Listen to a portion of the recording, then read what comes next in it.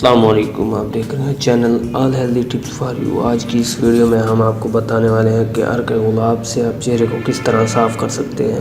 چہرہ ہمارے جسم کا وہ حصہ ہے جو بیرونی عوامل سے براہ راست متاثر ہوتا ہے۔ یہی وجہ ہے کہ جسم کی جلد کے برعکس چہرے کی جلد زیادہ حفاظت کے متقاضی سمجھی جاتی ہے۔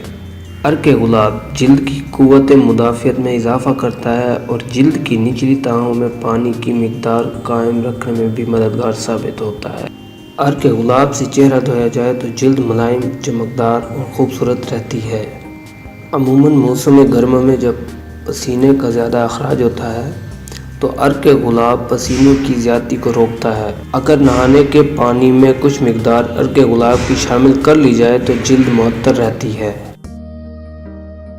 جلد کی شادابی کے لیے عرق گلاب سے بہتر شاید ہی کوئی شے ہو۔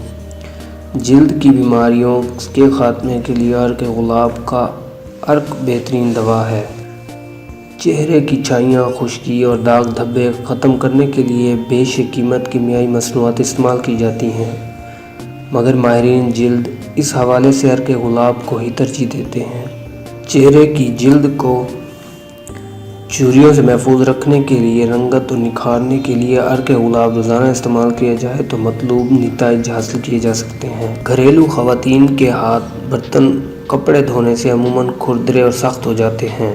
ہاتھوں کی جلد اترنے لگتی ہے اور زخم سے بن جاتے ہیں۔ اگر گلیسرین، لیموں اور عرق گلاب باہم ملا کر ہاتھوں پر مالش کی جائے تو ہاتھوں کی جلد کی ملامت اور نرمی لوٹ آتی ہے۔ عرق گلاب گرد و غبار کو نکال پھینکتا ہے اور جلد کو خشک ہونے سے محفوظ رکھتا ہے۔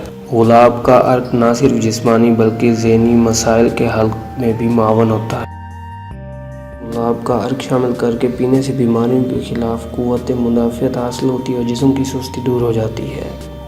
عرق گلاب پینے سے جسمانی امراض کی شدت میں کمی آ جاتی ہے۔